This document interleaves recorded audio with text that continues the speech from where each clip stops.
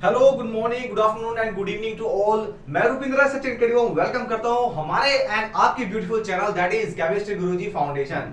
सो भाई, जो भी बच्चा जिस भी टाइम वीडियो देख रहा है, गुड इवनिंग के टाइम तो गुड इवनिंग है सभी को, जो गुड मॉर्निंग के टाइम पे देख रहे हैं उन सभी को शुभकामनाएं एंड गुड मॉर्निंग। क्योंकि भाई आज हमारा एक सैंपल पेपर जो रह गया था एजुकॉर्ड का, आज हम वो कंप्लीट करने वाले हैं।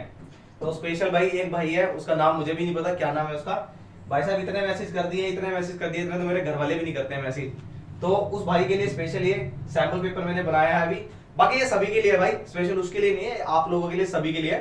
और अच्छा है यार सैंपल पेपर, मतलब मुझे मजा आया करने में भी, ठीक है। और आई थिंक आपको भी मजा आने वाला है इसको करने में। तो टोटल ड्यूरेशन भाई अगर हम देख रहे हैं भाई, तो 1 और 30 मिनट से पहले हम कंप्लीट करने वाले हैं इसको। भाई कितना टाइम लगता है, मतलब इतने प्रैक्टिस होने के बाद आपके पास सारे क्वेश्चन हो जाएंगे, ठीक है। तो चलिए फिर बिना डिले करते हुए आज हम स्टार्ट करने वाले हैं सैंपल पेपर 1 एजुकॉर्ड का। और अरिहंत भाई, अरिहंत मैथमेटिक्स का आज आपको मिल जाएगा, साइंस का ऑलरेडी अपलोडेड है, ठीक है। Second sample paper will be uploaded in the next day, मतलब अल्टरनेट डेज पे आपको मिल जाएगा।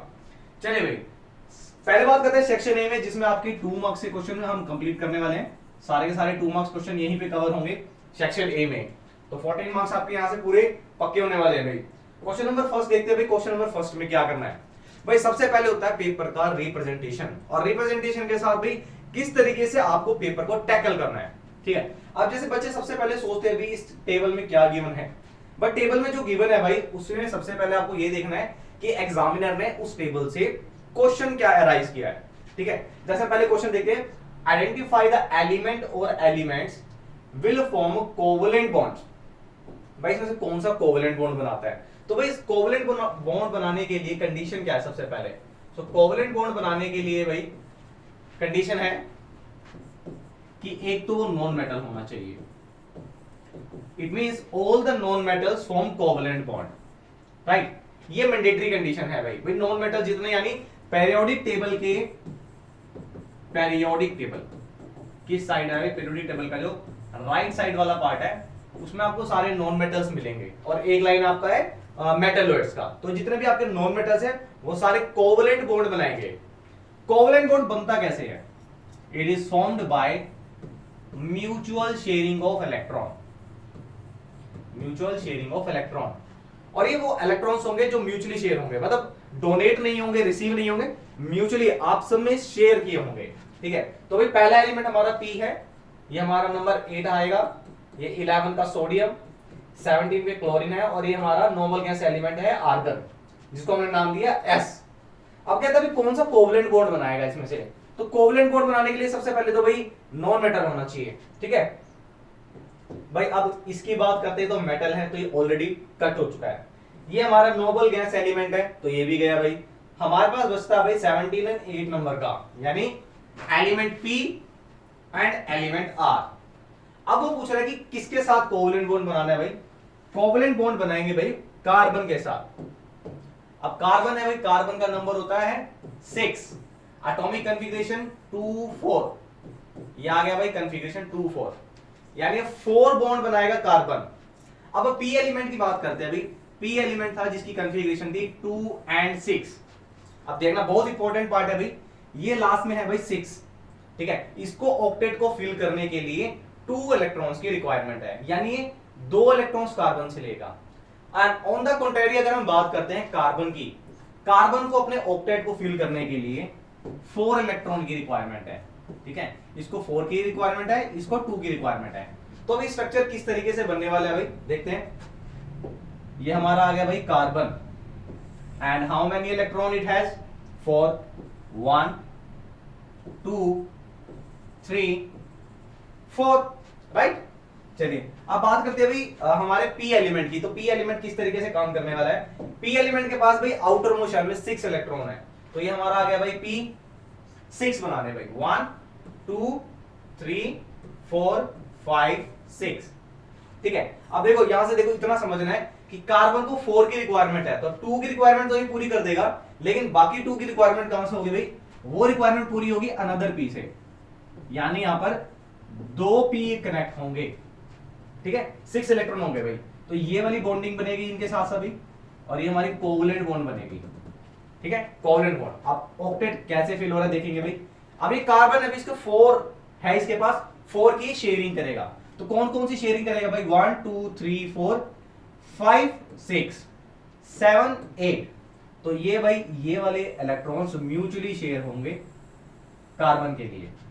एंड सेम एज म्यूचुअली का मतलब क्या भाई? ये इलेक्ट्रॉन दोनों के साथ होंगे शेयरिंग में, यानी कार्बन के साथ है तो भाई पी एलिमेंट के साथ भी होंगे। अब पी के पास कितने भाई इलेक्ट्रॉन है? 1 2 3 4 फिफ्थ 1 और सिक्स्थ ये, ठीक है। अब 8 के लिए वो यहां से शेयर करेगा 7 और 8, तो भाई ये बन गया यहां से इसका कॉन्फ़िगरेशन। एंड सेम एज इस वाले पी का, तो ये बन गया भाई इसका कोवलेंट बॉन्ड का डॉट स्ट्रक्चर। और अगर हम बात करते हैं भी, हम वैसे तो एग्जाम में आपको क्या करना है, अगर इसका नाम पी दिया है तो पी ही राइट करना है आपको, ठीक है। और वैसे हम बात करते हैं तो पी एलिमेंट हमारा कौन सा होगा भाई? ये हमारा है ऑक्सीजन का, राइट। अब इसको मैं थोड़ा सा और डिस्क्राइब करता हूं भाई। ऑक्सीजन, ये कार्बन है भाई और ये ऑक्सीजन, तो ये हमारा स्ट्रक्चर बन गया भाई। यानी 2 डबल बॉन्ड वाले ऑक्सीजन कनेक्ट होंगे कार्बन के साथ, ये इसका स्ट्रक्चर बन गया, ठीक है। अब बात करते हैं भी हमारा जो कौन सा एलिमेंट था, ये हमारा है सेवंथ वाला, यानी इसके आउटर मोस्ट शेल में 7 इलेक्ट्रॉन है। चलो भाई इसको भी देख लेते हैं भाई। Carbon react with these element in the above table and form several compound give reason. इसको हम थोड़ा बाद में करेंगे, इससे पहले हमारे पास एक पार्ट है भाई कि किस तरीके से जो आर एलिमेंट है वो बनाएगा बॉन्डिंग। तो भाई ये कार्बन हो गया, सेम इसके पास 4 होंगे भाई, 1 2 3 4, ठीक है। अब ये किस तरीके से बनाएगा भाई बॉन्डिंग? ये जो आर एलिमेंट है जिसका नंबर 17 था भाई, 17 है ना, देखो पीछे हमने अभी करके आए हैं, ये रहा आर एलिमेंट जिसका 17 नंबर है, यानी इसके पास एक इलेक्ट्रॉन की डिमांड है, तो एक इलेक्ट्रॉन यहां से पूरा करेगा। ये आर एलिमेंट है भाई, 1 2 3 4 5 6 7, सेम एज एक और आर है 1 2 3 4 5 6 7, सेम एज 1 2 3 4 5 6 7, एक आर यहां है भाई 1 2 3 4 5 6 7। अब ये वाला जो आर है इसको ऑक्टेट को कंप्लीट करने के लिए भाई 8 इलेक्ट्रॉन की रिक्वायरमेंट है, तो ये कुछ इस तरीके से बॉन्डिंग बनाएगा भाई आपकी। इसको रेड कलर से दिखाता हूं, ये बनेगी भाई आर के लिए, ये वाले इस आर के लिए, ये इस आर के लिए भाई, इसकी ऑक्टेट फिल हो गई, ठीक है। अच्छा कार्बन के लिए कैसे बनेगी? कार्बन के लिए, कार्बन भी तो अपना ऑक्टेट फिल करेगा ना भाई, ये बनेगी कार्बन की, देखो ये ग्रीन डॉट्स हो गए कार्बन के इलेक्ट्रॉन, तो एक एक इलेक्ट्रॉन की शेयरिंग करेगा वो किसके साथ?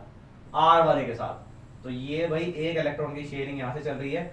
अब इसका कार्बन का भी ऑक्टेट फिल हो जाएगा, यहां से देखना। तो ये बन गया भाई डॉट स्ट्रक्चर, जिसमें से कार्बन कोवलेंट कंपाउंड बनाएगा आर के साथ, राइट। सेकंड पार्ट में देखते हैं, सेकंड पार्ट में क्या पुट अप करता है।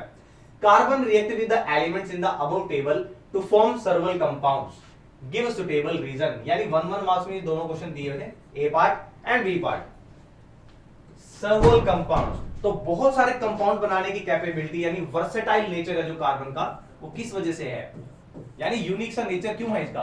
Versatile nature of carbon. उसके भाई कई सारे रीजन है। सबसे पहला टेट्रावेलेंसी,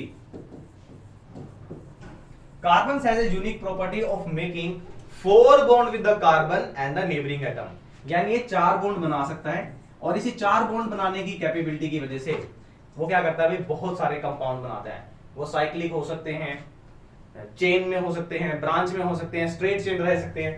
एंड दूसरा इज कैटिनेशन, बहुत important point, self linkage property of carbon atom by which it can form, self linkage property by which it can form straight, branch and ring compound. 3 तरह के compound बनाएगा भाई, straight, branch and ring. Ring का मतलब cyclic compound आपके, ठीक है। एक और बता देते भाई एक्स्ट्रा, अगर ये क्वेश्चन 2 मार्क्स में अकेला पूछ लेता है तो आपके पास एक्स्ट्रा होना चाहिए भाई। यहां पे बोल सकते हैं कि carbon can form multiple bond, multiple bond. कौन कौन सी बॉन्ड बना सकता है भाई? सिंगल बॉन्ड बना सकता है जिसको आप एल्केन बोलते हो, डबल बॉन्ड बना सकता है जिसको एल्कीन बोलते हो आप, एंड ट्रिपल बॉन्ड जो हमारे अनसैचुरेटेड वाले डबल बॉन्ड और ट्रिपल बॉन्ड, ये रहेगा एल्काइन। तो 3 टाइप्स के कंपाउंड बनाएगा भाई, 3 टाइप्स की बॉन्ड बनाएगा, डबल बॉन्ड, ट्रिपल बॉन्ड, ये दोनों हमारे अनसैचुरेटेड हो गए, और सैचुरेटेड में भी सिंगल बॉन्ड बनाएगा। ठीक है, चलिए भाई question number first is covered. अब देखते हैं पीरियोडिक टेबल के ऊपर। भाई बहुत सारे क्वेश्चन, भाई साहब इतने सारे क्वेश्चन पुटअप कर रहे हैं कि मुझे लगता है कि डेफिनेटली यहां से क्वेश्चन अराइज होगा इस बार। ठीक है, अब ये पीरियोडिक टेबल है, आपको पता ही होगा भाई, ये जो हम चलते हैं लेफ्ट से लेके राइट की तरफ, ये हमारे होते हैं पीरियड्स, जो हॉरिजॉन्टल में होता है। ये वर्टिकल वाले होते हैं भाई ग्रुप्स। ठीक है, ये होते हैं ग्रुप्स, और टोटल 18 ग्रुप्स होते हैं 1 से लेके 18 तक। अब आपको 3 एलिमेंट्स दिए भाई, आपका 1 2 3 4th पीरियड में है, ये आपका 4th पीरियड में एक एलिमेंट दिया हुआ है, इधर से दिया हुआ है 3rd पीरियड में, और ये आपका आ गया 2nd पीरियड में। ठीक है, ये थोड़ी सी एक्स्ट्रा इंफॉर्मेशन आपके लिए है। चलिए क्वेश्चन क्या पुट करता है, between the 2 elements W and Z which will have a bigger atomic radii या एटॉमिक रेडियस। सो भाई एटॉमिक रेडियस का फंडा क्या है, सबसे पहले एटॉमिक रेडियस, जो एटॉमिक रेडियस है अभी, it decreases along the period. Along the period का मतलब क्या है, यानी जब हम पीरियड में लेफ्ट से राइट मूव करते हैं तो एटॉमिक रेडियस या एटॉमिक रेडियाई या एटॉमिक साइज, 3 वर्ड आते हैं, वो डिक्रीज हो जाएगा। It decreases along the period मतलब लेफ्ट टू राइट, यानी जितने राइट में एलिमेंट होंगे भाई सारे के सारे, उनका एटॉमिक साइज कम होगा। अब इसका रीजन क्या है, due to increase in effective nuclear charge, effective nuclear charge. ठीक है, अब देखते हैं अभी 3 एलिमेंट कौन कौन से दिए हैं, और सबसे राइट में कौन सा है, सबसे लेफ्ट में कौन सा है। जो सबसे लेफ्ट में होगा उसका साइज बड़ा होगा, तो बिगर साइज ही पुटअप किया भाई यहाँ पे, बिगर साइज। ठीक है, ये तो पीरियड की बात होगी। अगर हम ग्रुप में देखते हैं, सो डाउन द ग्रुप की अगर हम बात करते हैं, down the group atomic radii या एटॉमिक रेडियस इंक्रीज हो जाती है भाई। और क्यों इंक्रीज होती है, क्योंकि नंबर ऑफ शेल इंक्रीज हो जाती है, due to increase in number of shell, KLMN, shell increase हो जाती है। अब क्वेश्चन में देखते भाई हमारा कौन से एलिमेंट है जिसकी ज्यादा साइज होगी। अब देखो सबसे राइट की बात करेंगे तो राइट का तो छोटा ही होगा साइज, तो ये दोनों के दोनों राइट साइड में है, तो ये तो नहीं होंगे भाई। तो डेफिनेटली भाई W हमारे सबसे लेफ्ट साइड पे है, तो लेफ्ट साइड वाले एलिमेंट का बिगर साइज होगा। और भाई पीरियड्स में भी अगर देख लेते हैं, ग्रुप में भी देखते हैं, ये ग्रुप में है भाई, ग्रुप में कौन से नंबर में पीरियड में, 3rd पीरियड में, ये 4th पीरियड में है भाई। अगर इसकी लोकेशन हम देखते हैं भाई, ये वाले एलिमेंट की, इससे नीचे वाले पीरियड में आ रहा है हमारा ये वाला एलिमेंट, तो डेफिनेटली भाई ये लेफ्ट साइड पे है, मेटल साइज में है, तो ये वाला साइज ज्यादा बड़ा होगा, W का साइज ज्यादा बड़ा होगा। तो W के नीचे क्या है भाई, W के नीचे है एटॉमिक रेडियस का साइज, तो ये रहेगा ज्यादा आंसर। हमारा आंसर रहेगा भाई W का साइज बिगर रहेगा। बी पार्ट में क्या पुट करता है, बी पार्ट तो हो ही गया भैया। चलो अब देखते हैं भाई और क्या पुटअप करता है भाई। इसमें से एक क्वेश्चन और था भाई, मिसिंग था, वो था कि भाई मैं बता देता हूं ऐसे कि ये जो Y और Z है दोनों में, तो Y और Z में से कौन से मेटल है और कौन से नॉन मेटल है, और Y और Z किस टाइप के कंपाउंड बनाएंगे। ठीक है, ये एक एक्स्ट्रा क्वेश्चन मैं बता देता हूं। अब देखो Y और Z की दोनों की लोकेशन राइट साइड में है।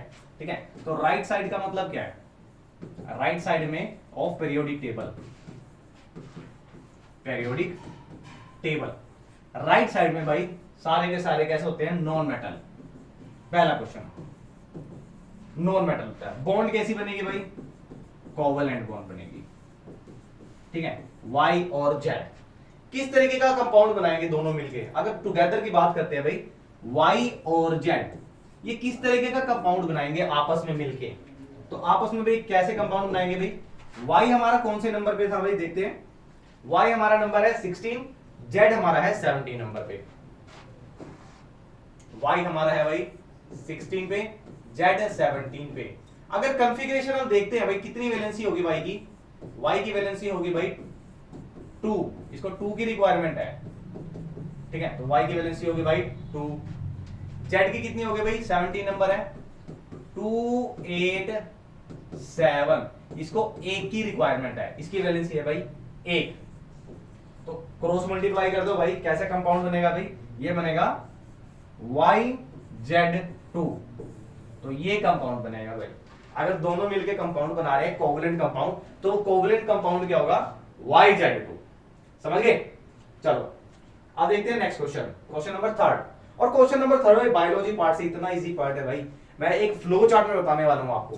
क्या trace the path of a male gamete that fertilize a female gamete after being release from penis. So भाई पेनिस से रिलीज होने के बाद ये किस पाथ से जाता है, तो भाई ड्यूरिंग इजैकुलेशन, अब 2 मार्क्स में पूरे एक लोता क्वेश्चन दिया हुआ। अच्छा ए पार्ट है तो आप इसको शॉर्ट में भी कर सकते हैं। During ejaculation penis release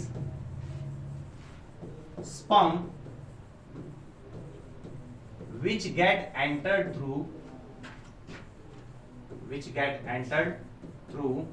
vagina, vagina से स्टार्ट होगा भाई। यहां पे मैं एक फ्लो चार्ट बना देता हूं किस तरीके से इसका फ्लो होगा। वेजाइना से देन क्या होगा भाई, एक नैरो स्ट्रक्चर होता है, नैरो प्लेस था वो, उसका नाम था भाई सर्विक्स, एंड सर्विक्स के बाद एक pear shape organ 1 centimetre length and 1 centimetre breadth का, that is called uterus, where the implantation of egg take place, यानी बेबी का जो ग्रोथ होगा वो यहां पर होगा यूट्रस पे, ठीक है। ये यूट्रस के बाद भाई जो मेल गेमेट्स है, यानी बात कर रहे हैं हम स्पर्म, वो कहां जाएगा भाई, it reaches to the fallopian tube, जिसे हम ओविडक्ट भी बोलते हैं, फैलोपियन ट्यूब।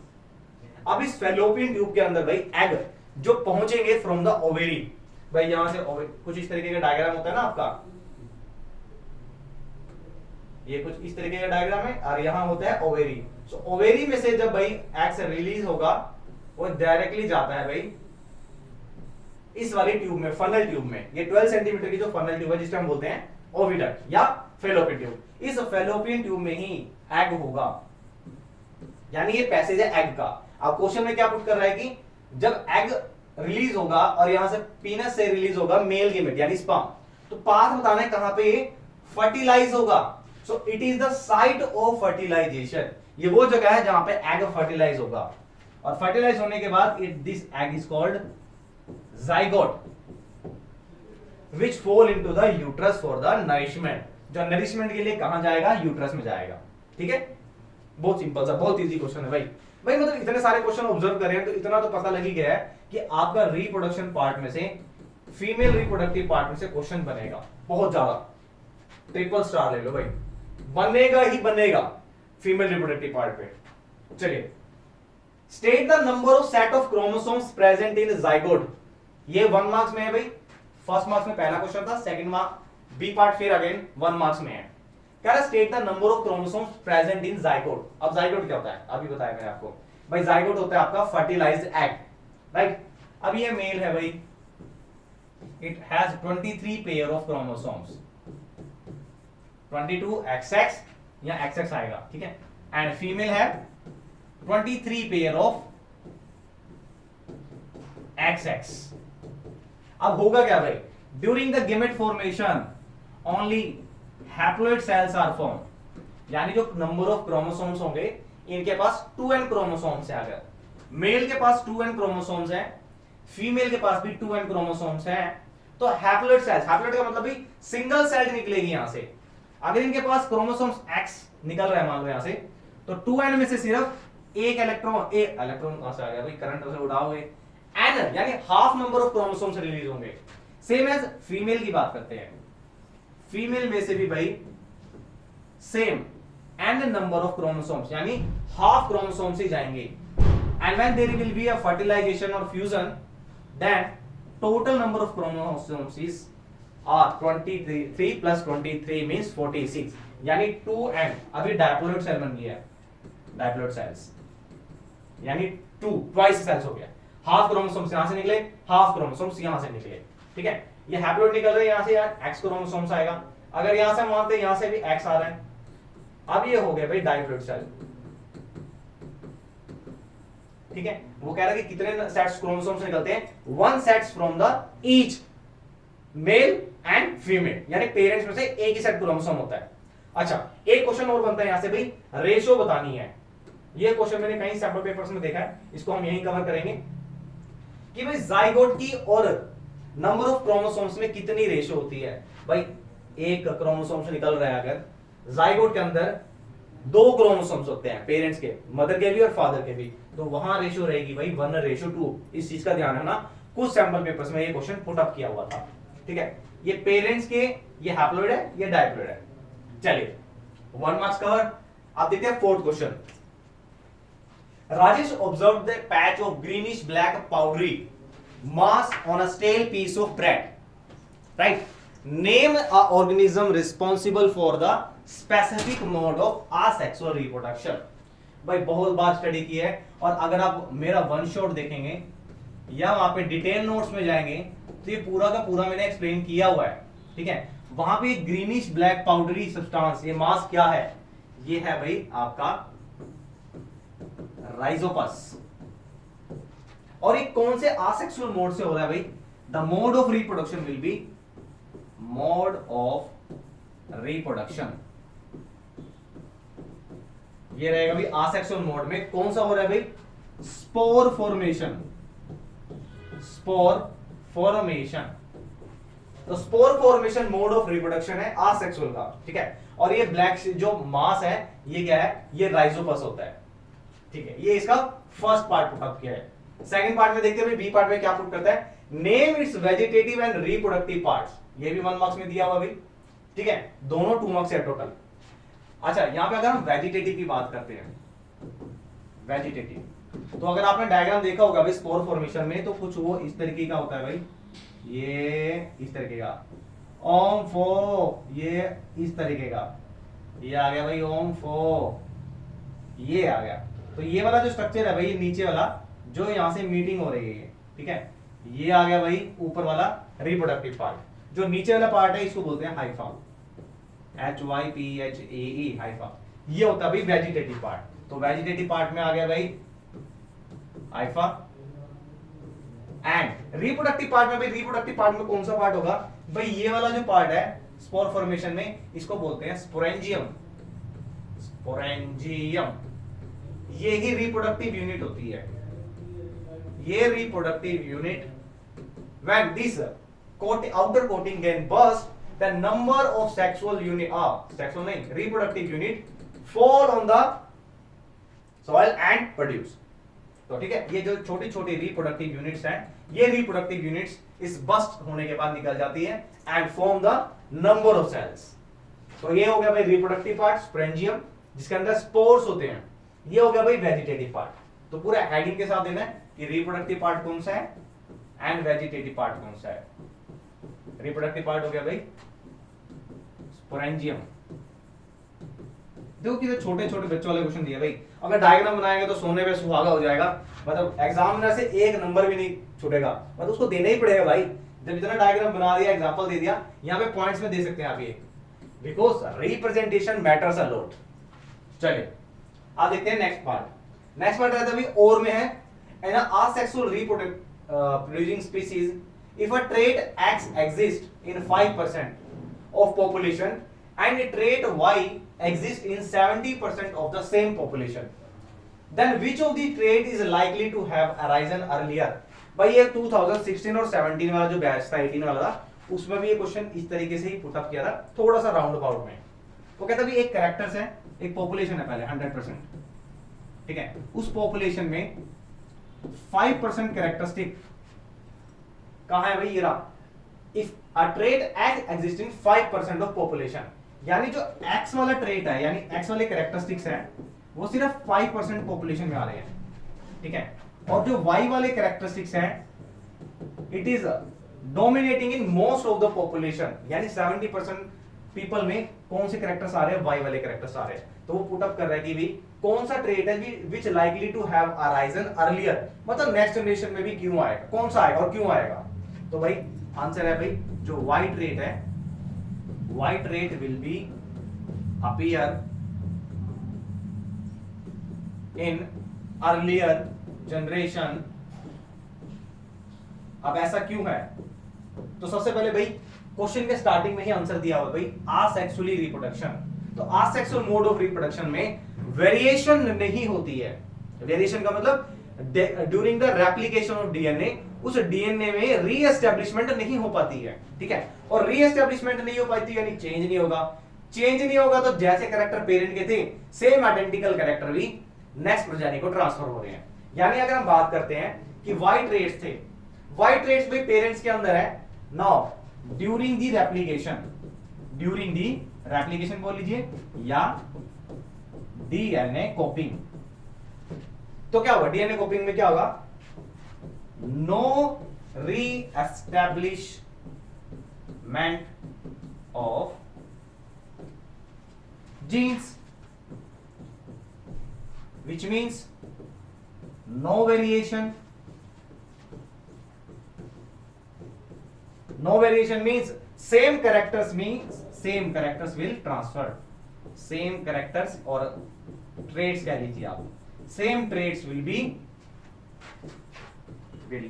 appeared. भाई सेम ही ट्रेट्स आएंगी ना। जब वेरिएशन ही नहीं है तो जो कैरेक्टर पेरेंट से मिल रहे हैं वही ट्रांसफर हो जाएंगे। आसेक्सुअली मोड ऑफ रिप्रोडक्शन की बात कर रहे हैं। अगर सेक्सुअली रिप्रोडक्शन की अगर हम बात करते तो डेफिनेटली वहां पे क्या होता? वेरिएशन आ जाता, चेंजेस आ जाता डीएनए में, और उस चेंजेस की वजह से क्या होता? एक न्यू स्पीसीज का ओरिजिन होता after a long period of time. और अगर नेक्स्ट प्रोजेनी की बात करते तो उसमें कुछ डीएनए में चेंजेस आ जाता, ठीक है। बहुत ही सिंपल सा और 2 मार्क्स का क्वेश्चन दिया भाई। रीजन देना है कि रीजन यही है कि वेरिएशन नहीं थे, रीएस्टैब्लिशमेंट नहीं थी, नए प्रोटीन नहीं बन रहे हैं, तो नए कैरेक्टर कैसे आएंगे? तो जो कैरेक्टर 70% थे मेजॉरिटी में वही ट्रांसफर हो जाएंगे, ठीक है। चलिए भाई फिजिक्स पार्ट से देखते हैं क्या क्वेश्चन दिया हुआ है। पूरा प्रैक्टिकल क्वेश्चन है, ठीक है। कह रहा है simple motor is made from the laboratory and a coil of wire mounted on the axle. अब एक्सल क्या होता है भाई? ठीक है, एक्सल ये वाला बीच वाला, ये जो बीच में आपको दिख रहा है ना रोड सा, ये आर्मेचर कॉइल है। ये रेड कलर के मैग्नेट है, स्ट्रॉन्ग मैग्नेट। ये आपके स्प्लिट रिंग है जिसे आप कम्यूटेटर बोलते हैं। यहां से सप्लाई है। अब ये वाला जो पार्ट है भाई, ये पॉजिटिव पार्ट है भाई, ध्यान देना, इसका यूज करेंगे हम थोड़ा सा। वो क्या कहता है? In the above coil ABCD the horizontal and the battery is connected as shown.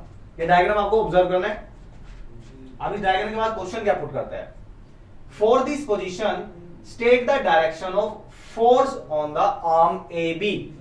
भाई आर्म AB पे किस तरीके का और किस डायरेक्शन में फोर्स लगेगा? तो भाई सबसे पहले तो ये सोचना मोटर के ऊपर कौन सा रूल लगने वाला है।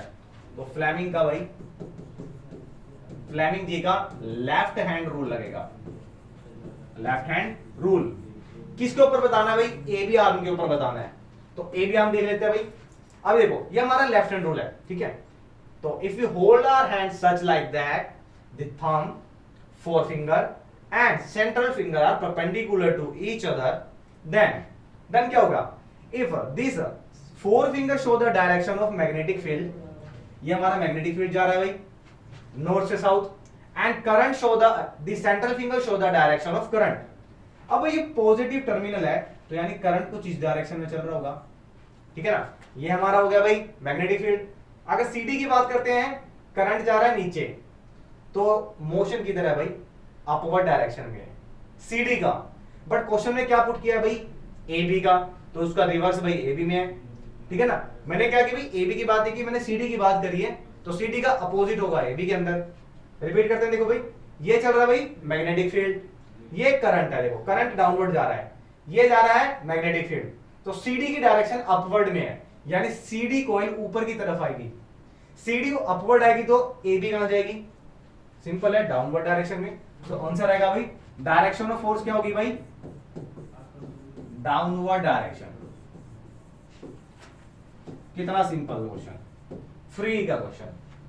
दूसरे पार्ट में क्या कहता है? Why does the current in this arm BC not contribute the turning force?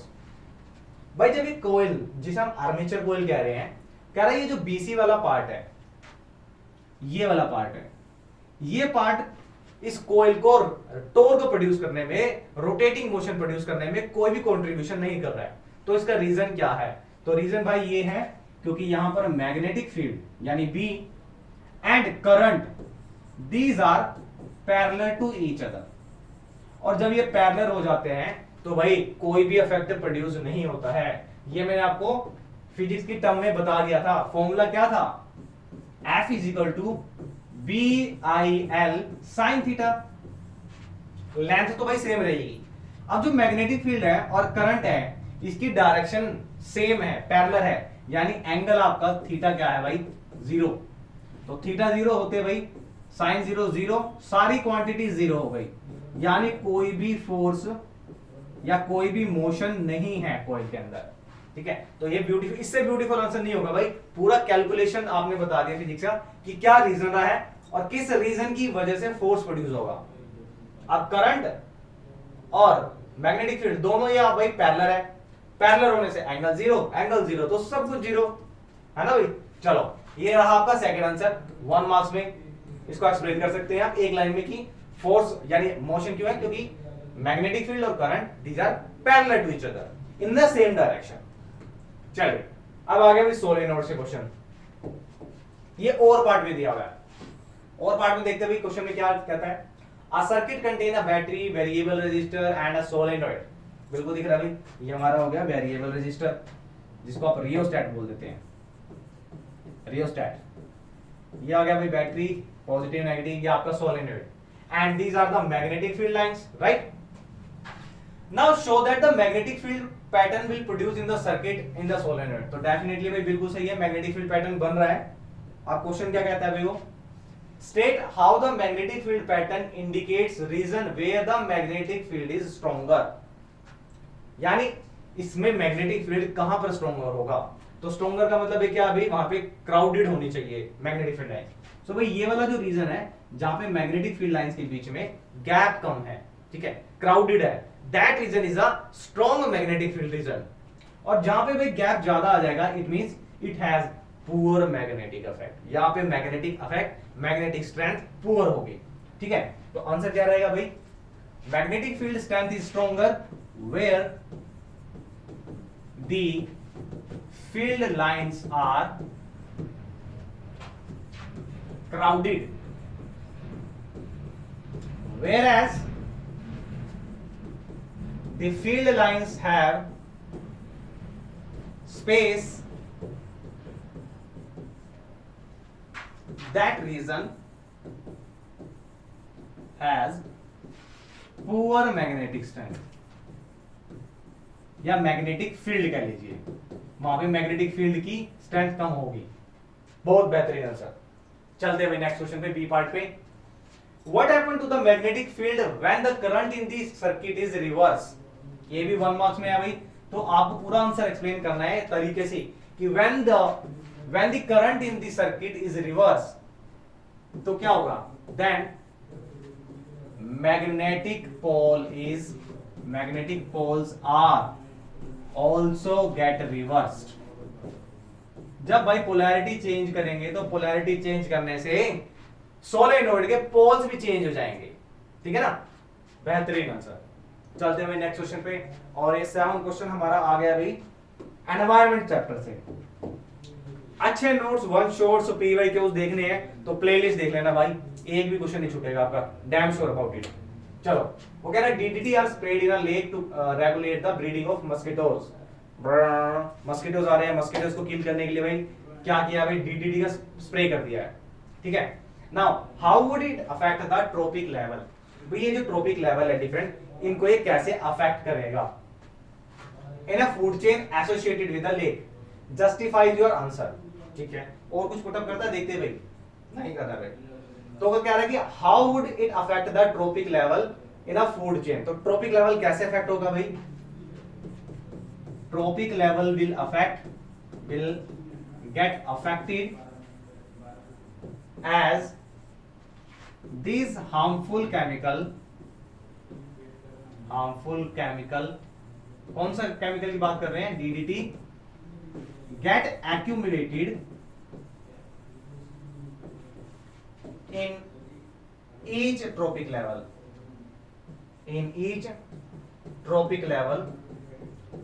या each higher tropic level कह सकते हैं आप। हायर ट्रॉपिक लेवल का मतलब है कि जैसे जैसे ट्रॉपिक लेवल बढ़ता रहेगा इसकी कंसंट्रेशन भी बढ़ती रहेगी, और इसको हम क्या बोलते हैं, it is called biological magnification, biological magnification. चलो अगर हम इसमें से डेटा देखते हैं तो सबसे ज्यादा किसके अंदर होगा भाई, यहाँ पे डीडीटी का स्प्रे कहाँ हुआ है, यहाँ पे है डीडीटी का स्प्रे, ठीक है। अभी डीडीटी का स्प्रे क्या होगा, जैसे गया नाउ दिस फाइटोप्लैंक्टन्स यानी जो प्लांट्स है एक्वाटिक बॉडीज में, ये कंसंट्रेशन इसके अंदर इंक्रीज हो जाएगी। Now this phytoplanktons are eaten by small fishes, now this concentration again get increase in the small fishes, these small fishes are eaten by the large fishes, now this concentration again get increased several times in the large fishes, when these large fishes are hunted and eaten by hawks। तो ये हमारा hoc है जो top carnivorous है भाई, इसके अंदर सबसे ज्यादा मैक्सिमम कंसंट्रेशन होगी किसकी, केमिकल्स की। सो यानी इसकी लाइफ तो भाई डेंजर है, डेंजरस पूरी। डेंजरस कैसे है भाई, क्योंकि भाई केमिकल्स का मल्टीप्लाई होता जा रहा है, ठीक है ना, लगभग लगभग कितना होगा 4 to 5 टाइम, देन 15 टाइम्स। तो इस तरीके से कंसंट्रेशन इंक्रीज होती रहती है, ठीक है। तो फूड चेन डेफिनेटली क्या होगा, अफेक्ट हो जाएगी। चलिए और क्या देता है भाई इस क्वेश्चन में, यही कोई छोटा सा हमारे एनिमल्स। चलिए भाई देखते हैं इसमें क्या क्वेश्चन पुट अप कर रहा है बच्चा, वैसे मूड फ्रेश करने के लिए दे दिया ना सीबीएसई ने क्वेश्चन तो। अच्छा सबसे पहले क्या देते, रीड कर लेते हैं क्या, following food chain vertical arrow indicate that the energy loss, यानी ये जो रेड कलर वाले एरो ऊपर की तरफ दिखा रखे हैं, ये कैसे है भाई, ये एनर्जी लॉस को शो कर रहे हैं। कौन से एरो है भाई, ये वर्टिकल वाले, वर्टिकल वाले energy loss and the environment to the environment, and horizontal arrows indicate energy transfer. तो ये कौन से वाले एरोज है भाई, हॉरिजॉन्टल वाले क्या शो कर रहे हैं, एनर्जी ट्रांसफर। सारा आंसर भाई दे दिया है इसी के अंदर। Now which one of these three vertical arrows A, C, E and which one of these two arrows B and D, यानी ये जो वर्टिकल एरोज है तीनों और ये दोनों है कौन से horizontal arrows, will represent more energy transfer, किसमें सबसे ज्यादा एनर्जी ट्रांसफर होगा। तो भाई अगर हम स्टार्टिंग से बात करते हैं, प्लांट्स को कहां से एनर्जी मिलती है भाई, प्लांट्स को एनर्जी मिलती है सन से। अब ये जो सन है जितनी भी रेडिएशन देता है उसमें से कितना परसेंट ट्रांसफर होता है ग्रास में, मतलब how much percentage of energy is captured by plants for the photosynthesis. तो भाई इस एनर्जी का सिर्फ 1% ही एनर्जी क्या होता है, कैप्चर होता है प्लांट से। तो प्लांट सिर्फ 1% एनर्जी ही ट्रांसफर ले सकते हैं, रेस्ट ऑफ द एनर्जी कहां गई, इट गेट लॉस्ट। तो भाई 99% एनर्जी तो भाई यहां लॉस हो चुकी है, तो यानी एक ही अभी तक तो ज्यादा है, ठीक है। दूसरा, अब लिंडेमैन जी ने जो 10% लो बोला था तो उसमें बताया था कि from one trophic level to another trophic level only 10% of energy is transferred, सिर्फ 10% एनर्जी ट्रांसफर होती है। यानी जो 1% एनर्जी अभी ग्रास के पास थी, प्रोड्यूसर्स के पास, उस 1% का 10% ट्रांसफर होगा भाई डियर के अंदर, जो नेक्स्ट इनके हार्बिवोरस है भाई, ठीक है ना।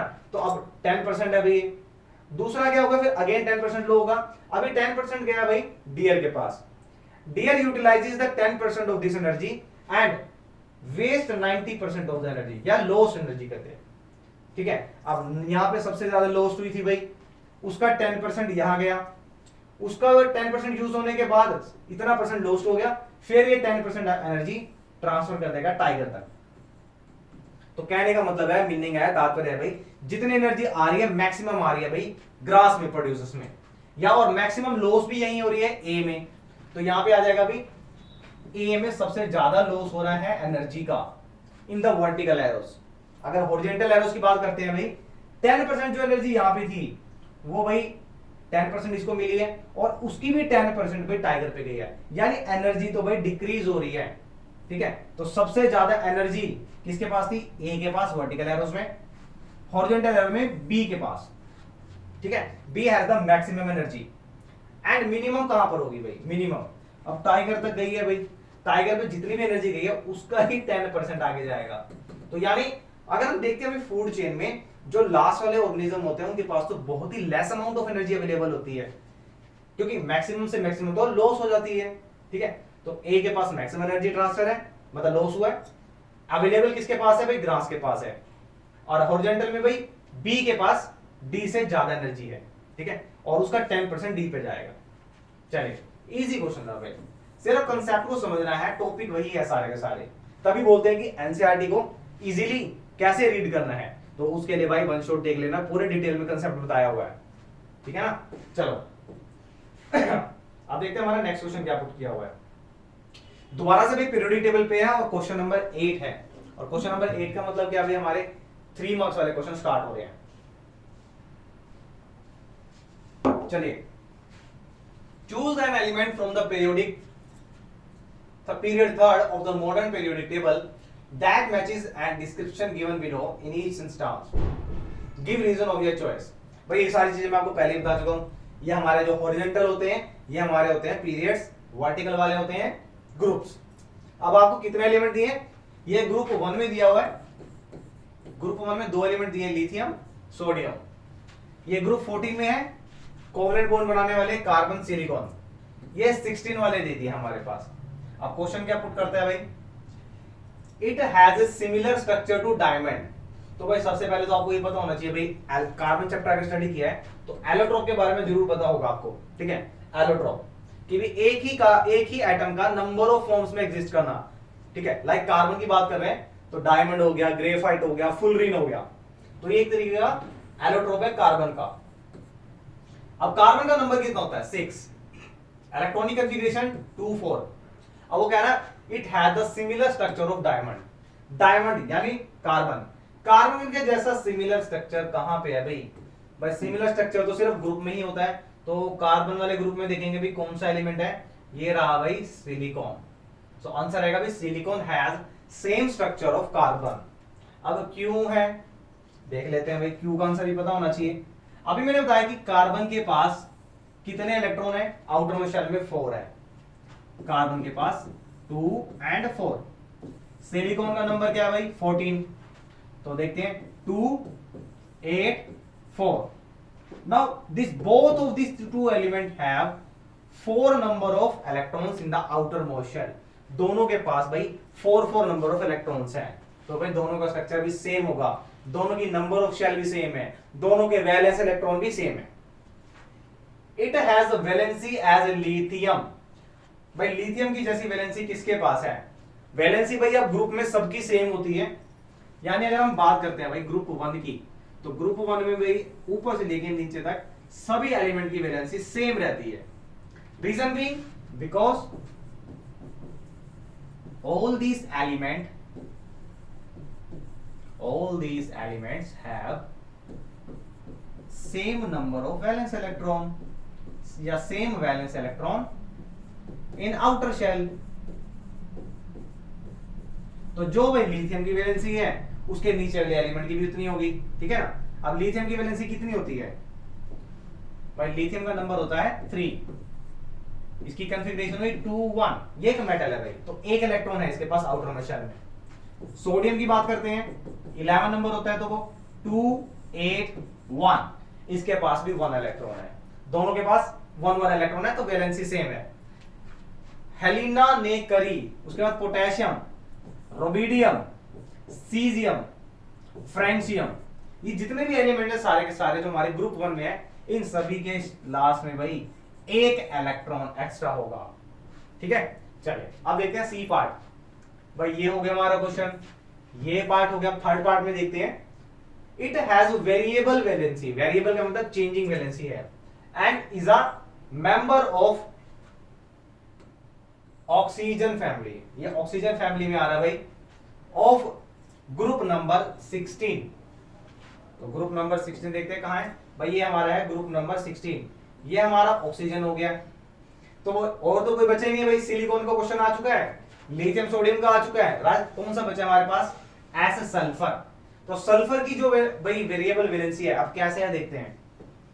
अब ऑक्सीजन की बात करते हैं, सबसे पहले इसको रब कर देते हैं। ऑक्सीजन का नंबर सोचो क्या होता है भाई, ऑक्सीजन का नंबर होता है भाई 8। इसका मतलब कॉन्फ़िगरेशन क्या होगी इनकी 2 और 6, ठीक है। अब इसके नीचे क्या दिया होता भाई, सिलिकॉन, सिलिकॉन दिया था। और क्वेश्चन में क्या कह रहा है भाई, क्वेश्चन में कहता है वेरिएबल वैलेंसी। वेरिएबल वैलेंसी अब कैसी है भाई, अगर हम सिलिकॉन को ऑक्साइड बनाते हैं तो कई बार इसका ऑक्साइड होता है SiO2, यानी 2 ऑक्सीजन कनेक्ट हो रहे हैं इसके साथ, ठीक है। अगर हम बात करते हैं SiO3, तो यहाँ पे कितने ऑक्सीजन कनेक्ट हो रहे हैं? There are 3 atom of oxygen are connecting. तो हो गई ना भाई 2, इसकी अलग अलग वेरिएबिलिटी, कहीं इसकी वैलेंसी 2 है, कहीं 3 है, तो इसका आंसर क्या आ जाएगा? It has variable valency, silicon has variable valency. तो आंसर सिलिकॉन रहेगा। यहां से आप इन दोनों का एग्जांपल दे सकते हैं भाई, एक बार डाइऑक्साइड बना रहा है, एक बार ट्राइऑक्साइड बना रहा है, ठीक है। चलिए भाई अब देखते हैं हमारा क्वेश्चन नंबर 9 क्या करते हैं। क्वेश्चन नंबर 9 में how many isomers are possible of the compound with a molecular formula C4H8। भाई जहां पे भी आपको यहां कंपाउंड के बारे में दे दिया ना, फॉर्मूला दे दिया, मॉलिक्यूलर फॉर्मूला, तो सबसे पहले तो आप ये डिटरमाइन करो कि वो कौन से कंपाउंड है, वो सैचुरेटेड है कि अनसैचुरेटेड है, ठीक है। अब देखो C4H8 यानी जितने कार्बन है उसका डबल हाइड्रोजन है, और ये एक ही फॉर्मूला में थे भाई हमारे पास, डबल बॉन्ड में, जिसका फॉर्मूला था CnH2n, ठीक है। अब क्या कहता है, how many isomers are possible, कितने आइसोमर्स है। तो सबसे पहले आपको आइसोमर्स के बारे में पता होना चाहिए। आइसोमर्स क्या होते हैं? Isomers are carbon compound having same molecular formula, molecular formula यानी कितने मॉलिक्यूल्स है उसके अंदर, same molecular formula but different structural formula.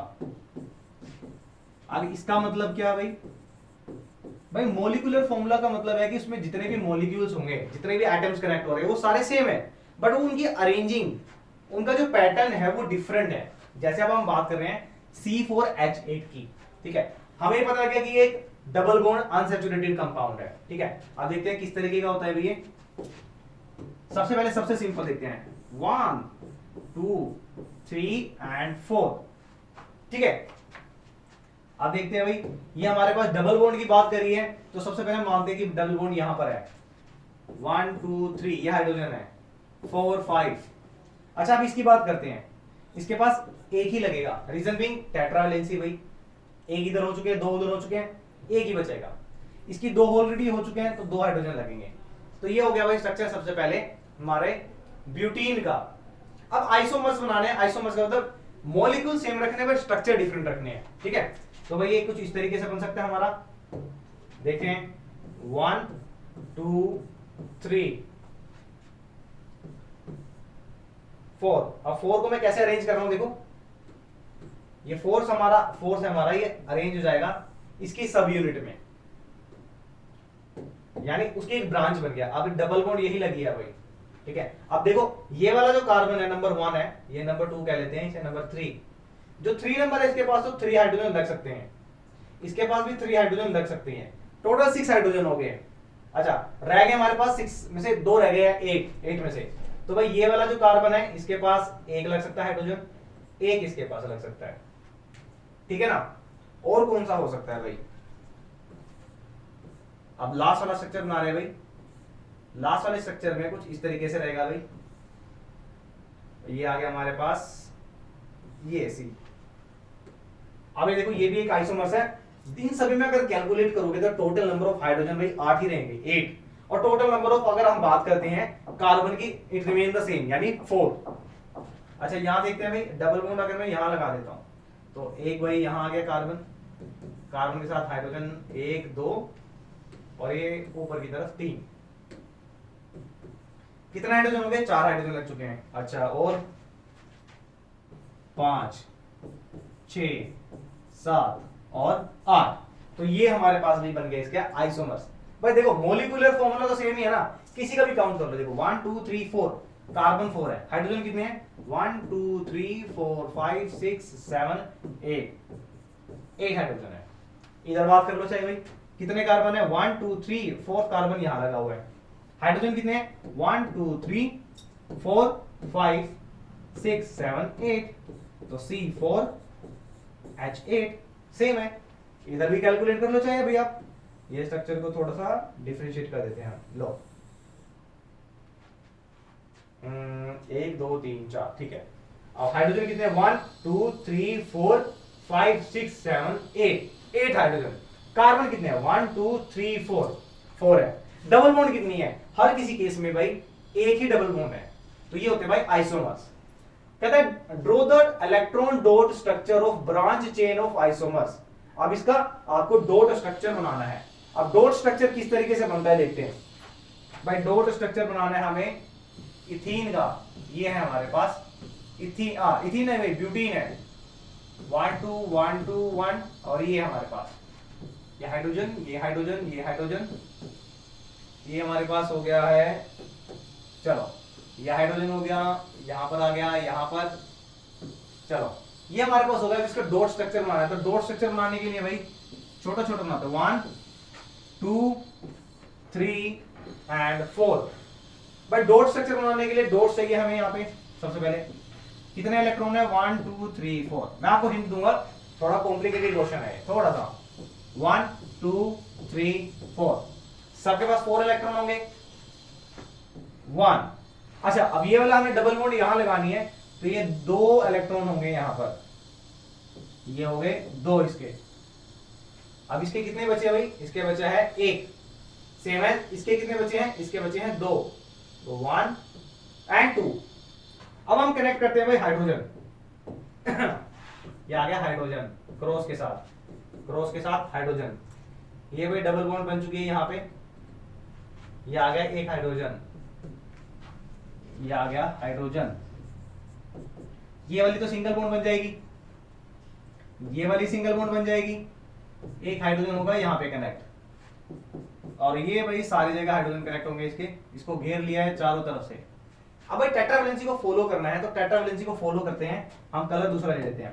अब ये वाला जो कार्बन है भाई, जो व्हाइट डॉट है, ये इसके 4 अपने इलेक्ट्रॉन होंगे आउटर मोस्ट शेल में, और 4 हाइड्रोजन वाले ले लेगा, तो भाई ये स्ट्रक्चर कुछ बनेगा आपका 1 2 3 4 5 6 7 8, ये बनेगा भाई कुछ इस तरीके से। ठीक है भाई, इसके वाले का भी कैसे बनेगा भाई, ये अपना शेयर करेगा भाई, ये रहा, और ये पड़ोसी के भी खत्म। सेम है, थर्ड वाला क्या करेगा भाई, ये हो गया भाई इस तरीके से कुछ, समझ गए। अब ये देखो 1 2 3 4 5 6 7 8, हर एक जो सर्कल बनाया है, हर सर्कल में 8 इलेक्ट्रॉन्स होने चाहिए, जो ऑक्टेट को शो कर रहा है। ठीक है, अब ये आ गया भाई इसके वाला, ये बन गया भाई electron dot structure, electron dot structure. ठीक है, इस तरीके से आप किसी दूसरे आइसोमर का भी बना सकते हैं। दूसरा आइसोमर मतलब सर भाई, दूसरे आइसोमर का मतलब है लाइक ये वाला स्ट्रक्चर दे देता हूं मैं आपको। ठीक है, अब इसका आपको डॉट स्ट्रक्चर बनाना, तो इसका भी बन जाएगा सेम। जहां पर ये बॉन्डिंग है यहां पे तो सेम रहेगा भाई। अब हाइड्रोजन है, सेम जैसे मैंने अभी आपको करके दिया है, ये बन जाएगा ऐसा भाई, इस तरीके का कुछ आपको ऑक्टेट बनाना है इसका। ठीक है, तो ये क्वेश्चन एक बार आप प्रैक्टिस में रखेंगे, नहीं होता है तो भाई वीडियो में कमेंट कर देना आपको नहीं आया, मैं इसके एक छोटा सा शॉर्ट्स बना के डाल दूंगा। बट आपको ये अभी अपने आप करना है, थोड़ा सेल्फ वर्क भी करना है भाई। सेल्फ क्या कह रहे हैं सर, वो क्या होता है, सारा वीडियो से ही करते हैं हम नहीं देखते हैं नोटबुक की तरफ। तो भाई देखना है भाई, राइटिंग पोर्शन तो आपको ही फोकस करना पड़ेगा इस चीज के लिए, और राइटिंग के ही मार्क्स मिलेंगे भाई। राइटिंग का मतलब ये नहीं क्लीन क्लीन कुछ भी लेके आओ इसमें हिंदी के श्लोक लिखा है। राइटिंग मींस कि आपका writing section step by step marking मिलेगा आपको। ठीक है, चलते हैं भाई नेक्स्ट क्वेश्चन देखते हैं। नेक्स्ट क्वेश्चन क्या कहता है हमारा, B part, how will you prove that the C4H8 and C5H10 are homologous. तो सर होमोलोगस कौन सी बीमारी है, होमोलोगस भी डेफिनेशन अगर स्टडी करी होगी तो homologous are organic compound in which superior element और superior compound कह लीजिए, superior compound is differ from successor by CH2 unit or you can say 14 unit AMU। अब ये क्या भाई, भाई एक ऑर्गेनिक कंपाउंड की एक सीरीज है जिसमें पीछे वाला एलिमेंट अपने आगे वाले एलिमेंट से CH2 यूनिट से डिफर होगा, यानी दोनों के बीच में कितना डिफरेंस होगा, इतना डिफरेंस होगा। कैसे पता लगेगा सर, भाई देख लेते हैं। अगर दोनों कंपाउंड के बीच में इतना डिफरेंस आ रहा है तो भाई इतने एटम्स का डिफरेंस आ रहा है तो वो होमोलोगस है। अब देखते हैं C4H8, ठीक है, अगर इसमें हम CH2 और ऐड कर दें तो कितने हो गए भाई कार्बन, 5 कार्बन हो गए, हाइड्रोजन कितने हो गए 10, तो भाई हो गया ना भाई, ये होमोलोगस है। अच्छा और देखते हैं, अगर ये पूछ ले कि भाई इसके आगे पीछे का कोई होमोलोगस कंपाउंड बताओ, तो आगे पीछे का मतलब क्या है, अगर इसके बैकवर्ड वाला, इसका पीरियड वाला एलिमेंट बताना है तो CH2 माइनस कर दो, तो ये हो गया भाई पीछे वाला C3H6, ये इसका पीरियड एलिमेंट हो गया। इसका सक्सेसर बताओ भाई, इसका सक्सेसर कैसे आएगा, इसमें CH2 और ऐड कर दो, C ऐड कर दिया तो ये बन गया, H ऐड करेंगे तो ये बन गया भाई, ये हो गया इसका होमोलोगस कंपाउंड। सर आपने 14 यूनिट लिखा था, 14 यूनिट का मतलब क्या है, इसे 14 AMU भी बोल देते हैं, ये क्या है सर, भाई 14 यूनिट का मतलब है CH2 ही। अरे भैया CH2 का मास फाइंड कर लो, मोलिकुलर मास, कार्बन को होता है 12 प्लस हाइड्रोजन को होता है 1, तो टोटल कितना हो गया 14 AMU हो गया। अगर इनमें से किसी का भी मास को फाइंड करोगे, डिफरेंस करोगे, तो CH2 का यानी 14 यूनिट का डिफरेंस आएगा। कैसे देख लेते हैं भाई, अगर ये वाला कंपाउंड लेता हूं मैं आपका, ठीक है, ये वाले कंपाउंड में कितने कार्बन है भाई 3 एंड 12 प्लस 6 इंटू 1, तो कितना हो गया 36 प्लस 6, ये हो गया 42। अच्छा इस वाले का कैलकुलेट कर लो तो कितना हो गया 4 इंटू 12 48 प्लस 8, कितना हो गया भाई, ये आ गया भाई आपका 56 और 46 टू में कितना डिफरेंस आ रहा भाई 14 यूनिट्स का डिफरेंस आ रहा है, यानी दीज आर होमोलोगस कंपाउंड। बात समझ आई भाई इतनी, आई थिंक इतना समझ आ गया होगा आपको। अब चलते हैं भाई हमारा क्वेश्चन नंबर नेक्स्ट, और नेक्स्ट क्वेश्चन हमारा 9th क्वेश्चन क्या पुट अप करता है, देखते हैं भाई। अ कार्बन कंपाउंड ए, एक कार्बन कंपाउंड है ए जिसका मेल्टिंग पॉइंट और बॉइलिंग पॉइंट गिवन है आपका, ठीक है, आपको विद मोलिकुलर फॉर्मूला C2H6O, भाई ये फॉर्मूला दे दिया इसका, सोल्यूबल इन वाटर, सोल्यूबल का मतलब क्या, भी वोलेटाइल है वो, इन ऑल प्रोपोर्शन, जितना भी मिला हो एक घुल जाता है, ठीक है।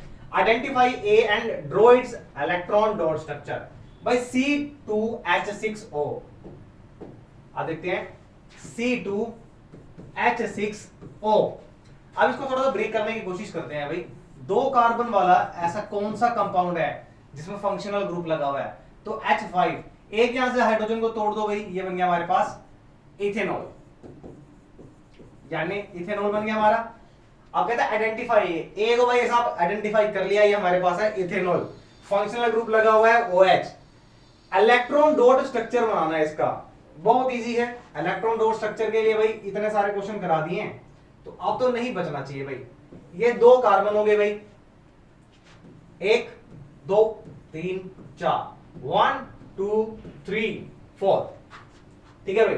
अब एक यहां पे है भाई, ये ऑक्सीजन और हाइड्रोजन का भैया पूरा, ठीक है, मैं यहां पे डॉट स्ट्रक्चर को यूज नहीं कर रहा हूं अभी, बट आप यहां पे भी यूज कर सकते हैं, यहां पे ऑक्सीजन की बॉन्ड दिखा सकते हैं भाई, ऑक्सीजन का किस तरीके से बनता है, तो OH ग्रुप को मैं डायरेक्टली एक ही मान के चल रहा हूं, असल में कुछ इस तरीके का होता है, ऑक्सीजन कैन फॉर्म 2 बॉन्ड, ठीक है, तो ये 2 बॉन्ड कुछ इस तरीके से बनेगी ये, ठीक है। थोड़ा सा और अच्छा बना लेते हैं भाई इसको, किस तरीके से बनेगा पूरा डिटेल में बताता हूं मैं आपको। ये हमारे पास आ गया भाई H हाइड्रोजन, ये हो गया भाई हाइड्रोजन, ठीक है। अब ये कैसे बनेगा डॉट स्ट्रक्चर भाई, ये हाइड्रोजन है, ये क्रॉस, ये हाइड्रोजन क्रॉस, ये हाइड्रोजन क्रॉस, ये हाइड्रोजन क्रॉस, ये भैया ये लो। अब देखो भाई कितनी बॉन्ड बन रही है और किस तरह से ऑक्टेट को पूरा कर रहा है, ये बॉन्ड बन जाएगी भी इसके बीच में, इनके बीच में बॉन्ड बन गई, ये बॉन्ड बन जाएगी भाई, और ये बन गई, तो ऑक्टेट कैसे फिल होगा भाई इसका, ग्रीन ग्रीन ग्रीन, 1 2 3 4 5 6 7 8, तो भाई ये पूरा हो गया, ठीक है ना। इस वाले का कैसे पूरा होगा भाई, ये भी म्यूचुअल शेयरिंग से भाई ऑक्टेट को कंप्लीट करेगा, ये कुछ इस तरीके से ये बन गया। ये मैंने हाइड्रोजन को यहां ले लिया, बट इसको बाहर ही रखना आप, ठीक है, ये वाला हाइड्रोजन को आप बाहर ही रखना यहां पर, ये कुछ क्रॉस और ये H, ठीक है, ऐसे यहां पे H को बाहर रखना आप, बीच में मत लेना। बना के दिखा देता हूं, नहीं तो भैया एक भाई साहब हमारे अच्छा है, बट बाकी मेरे को अच्छा लगता है यार, छोटी छोटी आप गलतियां पकड़ते हो ना, इससे आपकी एक नॉलेज बनती है। मैं एक जानबूझ के क्वेश्चन में छोड़ देता हूं, हाइड्रोजन को बाहर लिखना भाई यहां से, ठीक है, सेम है, ये क्रॉस है, इसको हाइड्रोजन को बाहर लिखना, ये बॉन्ड बन गई, अच्छा ये बन गया, इसका मैंडेटरी नहीं है भाई, ठीक है, इसका मैंडेटरी नहीं है, ये OH बना पड़ा है, तो ये डॉट स्ट्रक्चर आप ऐसे कर सकते हो इसका। और थोड़ा डिटेल में से बनाना है तो आप इसका भी सर्कल करके दिखा सकते हो, O का और H का, बट यहाँ पे हम OH को भी एक ही ग्रुप मान के चल रहे हैं, ये OH है, बट आपको O का दिखाना पड़ेगा भी O किस तरीके से बॉन्ड बना रहा है। तो 1 2 3 4 5 6 7 अरे 8 यहाँ हो गया, 1 2 3 4 5 6 7 8, ये आपको दिखाना पड़ेगा, ठीक है। 8 तो ये नहीं आएगा, ये एक यहाँ से शेयर हो जाएगा भाई, कहाँ गया ये रहा, एक हाइड्रोजन से शेयर हो जाएगा और एक ये वाला शेयर हो जाएगा भाई इसका, इसको पूरा एक ही कंपाउंड मान के चलना है OH को, ठीक है। डॉट स्ट्रक्चर भी हो गया भाई, और क्या कहता है भाई, give the molecular formula of any two homologous of A, भाई C2H5OH, इसके दो होमोलोगस बनाने हैं तो भाई CH2 ऐड कर दो, क्या बना, ये बन गया भाई C3H7OH, एक और होमोलोगस बनाना है, CH2 और ऐड कर दो, कितना बनेगा C4H9OH, जितने मर्जी बनाओ भाई, हमारा क्या जाता है, जितने मर्जी बनाओ। चलो अब देखते हैं भाई, बहुत ही इंपॉर्टेंट क्वेश्चन, और दिल खुश हुआ क्योंकि बहुत कम क्वेश्चन सैंपल पेपर में दे रहे थे, बट मैं चाहता था भाई ये क्वेश्चन दे, और ये क्वेश्चन मैं कराऊं दोबारा से किसी सैंपल पेपर में, ठीक है। तो सारा का सारा ये बता रहे कि भाई एक राउंड येलो सीड्स, और राउंड येलो सीड्स में भाई हमारे डोमिनेंट कैरेक्टर्स थे, ये रिंकल्ड ग्रीन सीड के साथ जिनका नोटेशन, जिनके जीन्स दिए हुए हैं स्मॉल आर स्मॉल वाई से, इनका भाई क्या हुआ है, इनका क्रॉस हुआ है। F1 प्रोटोजेनी में क्या बनता है, F1 प्रोटोजेनी में राउंड येलो सीड्स आते हैं, F1 प्रोटोजेनी में। उसके बाद क्या गया अभी, F1 को सेल्फ पोलिनेट होने के लिए छोड़ दिया जाता है, और इस सेल्फ पोलिनेशन में क्या होगा, F2 प्रोजेनी का जनरेशन होगा। अब कहता है how many seeds with this new combination of character will be produce, F2 generation में कितने कैरेक्टर प्रोड्यूस होंगे अगर टोटल सीड्स हमारे पास 160 है। तो भाई मैं पूरा इसका आंसर पूरा दिखा रहा हूं आपको, ये इसका डायग्राम है भाई, प्रॉपर डायग्राम, ये डाई हाइब्रिड क्रॉस है, इसमें यहां पे पूरा शो कर रखा है भाई कि किस तरीके से यहां पे क्रॉस हो रहा है इसका। तो भाई ये राउंड येलो सीड्स है, राउंड येलो, और राउंड येलो के साथ wrinkled green seeds, wrinkled green.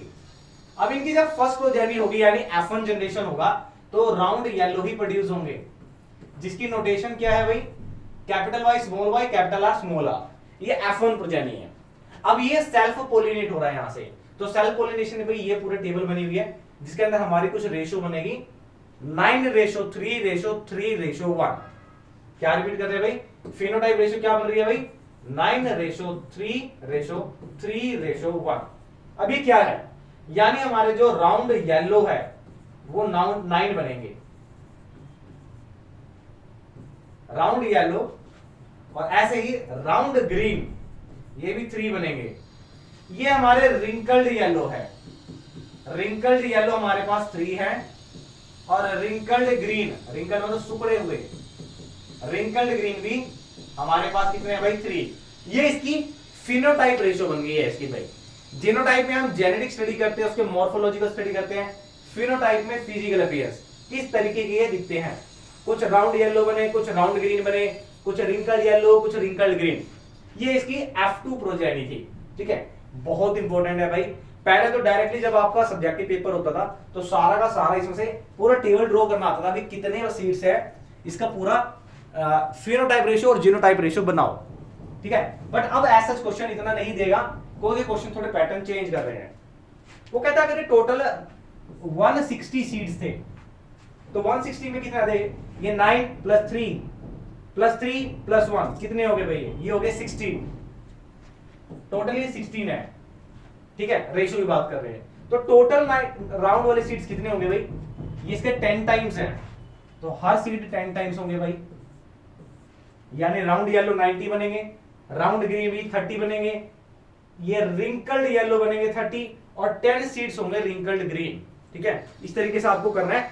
Self pollination वाले केस में भाई यहां पे स्पेशली मैंने मेंशन किया है कि ये सारे F2 जनरेशन में सेल्फ पोलिनेशन हुआ है, क्रॉस पोलिनेशन नहीं है, बट इसके और के ऑप्शन में दिया हुआ है क्रॉस पोलिनेशन। अब क्रॉस पोलिनेशन देखते हैं भाई कहां पे है ये क्रॉस पोलिनेशन। भाई इसके क्रॉस पोलिनेशन में भी एक क्वेश्चन आएगा आपका, मैं आपको बता देता हूं। अच्छा क्रोस पोलिनेशन में क्या क्वेश्चन पुट अप करेगा वो भी बता देता हूं मैं आपको। सेल्फ पोलिनेशन में तो रेशियो रही है भाई, अरे भैया सेल्फ पोलिनेशन की स्पेलिंग देखो, दो क्वेश्चन पुट अप करता है, एक सेल्फ पोलिनेशन F2 जनरेशन में, और दूसरा पूछेगा भाई अगर ये क्रॉस पोलिनेशन होता है। बट ये क्रॉस पोलिनेशन आपका किसमें पुट अप करेगा, वो सिर्फ मेंटल एक्सपेरिमेंट पी प्लांट में पूछेगा कितने टाइप के टोल है कि ये कितने शॉर्ट है। ये कलर्स के ऊपर कभी नहीं पूछेगा क्वेश्चन। कलर्स मतलब जैसे अभी हम कर रहे हैं ये वाला पार्ट, इस पार्ट के ऊपर वो आपका क्रॉस ब्रीडिंग पे नहीं पूछेगा। F2 जनरेशन में क्वेश्चन किस पे पुट अप करेगा, टोल और डाफ कैरेक्टर की क्रॉस पोलिनेशन F2 जनरेशन। वो मेरे ख्याल से सैंपल पेपर में हम करने वाले हैं, एक क्वेश्चन ऐसा दिया हुआ है। ठीक है चलो दिखाता हूं मैं आपको, वो क्वेश्चन दिखाता हूं, आगे आने वाला है वो क्वेश्चन।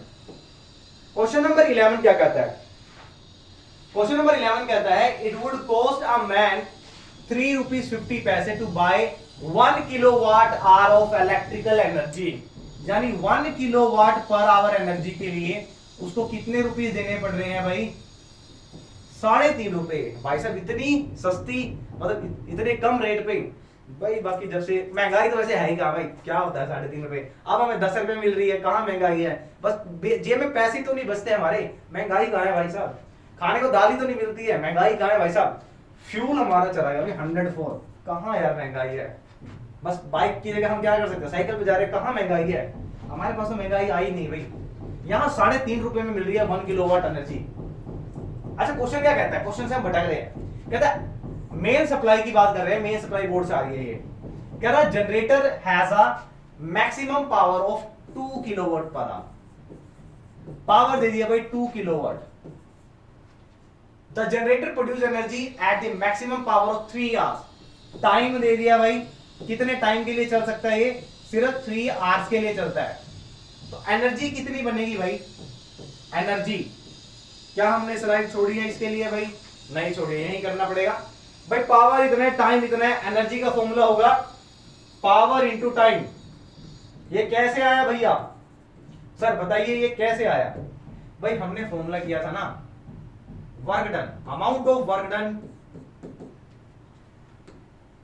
साफ करके दोबारा लिखते हैं, ठीक है भाई। हमने पावर का फॉर्मूला क्या किया था, rate of doing work. Time को तो लेके जाएंगे तो power into time is equal to work. भाई जितना वर्क करते हैं वही तो हमारी एनर्जी होती है, तो वही तो फॉर्मूला लिखा मैंने, energy is equal to power into time. तो कितना आएगा मल्टीप्लाई करके भाई, पावर हमारे पास है 2 kilowatt per our, 2 kilowatt, time है हमारे पास 3 आवर। तो भाई कितनी पावर, कितनी एनर्जी बन चुकी है हमारे पास, हमें एनर्जी की रिक्वायरमेंट है 6 किलोवाट पर आवर एनर्जी। वो कहता है भाई 1 किलोवाट पर आवर का कॉस्ट पड़ता है हमें 3 रुपये 50 पैसे, तो हमें 6 किलोवाट पर आवर का कितना चार्जेस पड़ेगा। सिंपल मल्टीप्लाई करेंगे भाई and it comes out to be 6 बन जा 30, ये लगभग पड़ेगा भाई इतना 21.00 यानी 21 रुपए।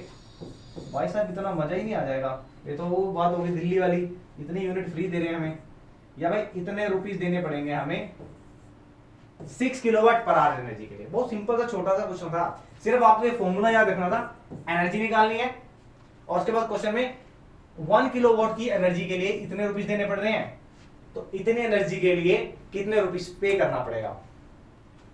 अच्छा क्वेश्चन था। A student boils a water। अभी क्वेश्चन देखना भाई, इस क्वेश्चन में 2 फॉर्मूला यूज होने वाले हैं। पहले क्वेश्चन को रीड करेंगे। कहते एक स्टूडेंट है, उसने वाटर को बॉईल किया केटल के अंदर 20 मिनट्स के लिए। कह रहा using the same main supply, यानी वोल्टेज सेम है। He wants to reduce the time of boiling of water। Boiling के टाइम को कम करना चाहता है। बॉइलिंग को टाइम को कम करने का मतलब क्या है, हीट को इंक्रीज करना चाहता है।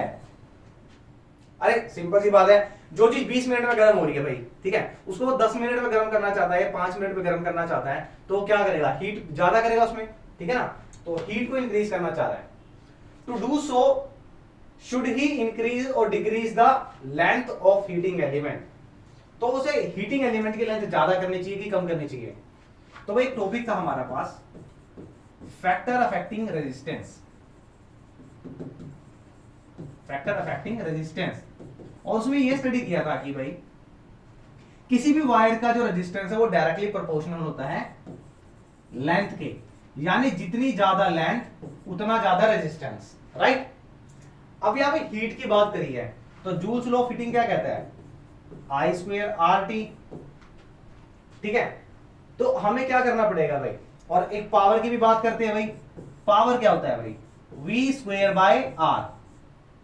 अब क्वेश्चन में क्या कह रहा है भाई, 20 मिनट के टाइम को उसने कम करना है, यानी पावर को बढ़ाना है, हीट को बढ़ाना है, यानी पावर को बढ़ाना है उसने। तो पावर को बढ़ाने के लिए भाई क्या करना पड़ेगा, रेजिस्टेंस को कम करना पड़ेगा। रेजिस्टेंस को कम करने का मतलब क्या है, लेंथ को कम करना पड़ेगा। तो भाई आंसर क्या आएगा भाई, अगर लेंथ को डिक्रीज कर दे तो रेजिस्टेंस डिक्रीज हो जाएगा, रेजिस्टेंस अगर डिक्रीज हो गया तो पावर इंक्रीज हो जाएगी। तो दो फॉर्मूला यहां हो रहे देखो भाई, लेंथ एंड रेजिस्टर, क्योंकि डायरेक्टली प्रोपोर्शनल होते हैं, ठीक है। तो जैसे ही रेजिस्टेंस कम होगा पावर ज्यादा होगी, और पावर ज्यादा हुई तो हीट इंक्रीज कर जाएगी भैया। चलिए आगे चलते हैं भाई, बी पार्ट हो गया है, नेक्स्ट क्वेश्चन देखते हैं। अरे भैया अब देखो ये इंपॉर्टेंट क्वेश्चन है इलेक्ट्रिसिटी का, भाई दो क्वेश्चन दिया हुआ है इलेक्ट्रिसिटी के, इसमें अच्छा फिजिक्स यूज किया हुआ है। कह रहा है in the sub circuit if the current reading in the ammeter is 2 ampere, यानी करंट की वैल्यू हमें गिवन है 2 ampere, what would be the value of R under R1। तो R1 कितना, R1 के अंदर कितना होगा, देखो R1 की वैल्यू नहीं दिया यार, ठीक है, उसने वोल्टेज दे दिया यहाँ पर 30 वोल्ट दे दिया, करंट दे दिया, हमारे पास R1 की वैल्यू नहीं दी है। तो क्वेश्चन को कैसे सोल्व करेंगे भाई, तो सबसे पहले ये देखो भाई, ये जो रजिस्टर में सप्लाई जा रही है, अब देखो R1 हो गया, 10 हो गया और ये 5 हो गया, ये तीन रजिस्टर है। ये तीनों रजिस्टर कैसे कनेक्ट है भाई, ये तीनों आपस में पैरेलल में कनेक्ट है। तो पैरेलल में कनेक्ट है तो इसको सोल्व करेंगे भाई, तो पैरेलल कनेक्ट वाले भाई 1/5, अरे ये कहां से आ रहा है भैया, 1/5 प्लस 1/10, बहुत ही ज्यादा सेंसिटिव है भैया, एंड 1/R1, ये तीनों भाई कनेक्ट है पैरेलल में।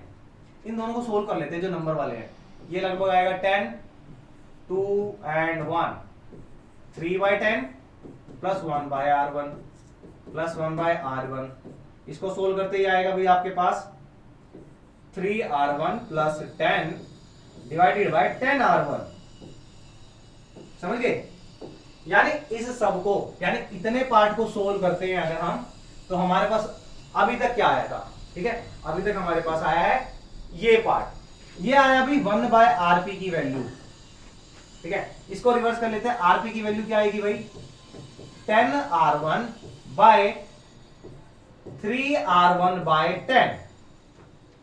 थोड़ा सा इन्होंने क्वेश्चन को कॉम्प्लिकेटेड दिया है, बट हर कॉम्प्लिकेटेड क्वेश्चन का भी वे आपको आना चाहिए। अब हमारे पास भाई आरपी, यानी इन सबको सोल्व करके आ गया वैल्यू। अब ये वाले सारे रजिस्टर एक रजिस्टर बन चुके हैं, ठीक है, ये बन चुका है रजिस्टर। अब ये रजिस्टर और ये रजिस्टर कैसे कनेक्ट है भाई, ये सारे कनेक्ट है आपके सीरीज में। अब सीरीज में कौन कौन से कनेक्ट है भाई, ये वाला 6 और ये वाला 6, ठीक है। तो भाई जो हमारे पास आंसर आया है भाई, आरपी कितना आया भाई, 10R1 divided by 3R1 bye plus 10। एक ये रजिस्टर है भाई, दूसरा रजिस्टर 6 ओम का है, तीसरा रजिस्टर भी 6 ओम का है। अब ये तीनों सारे के सारे सीरीज में कनेक्ट है, तो भाई सीरीज में कनेक्ट है तो डायरेक्टली ऐड कर लो भाई, 10R1 3R1 plus 10 plus 6 plus 6।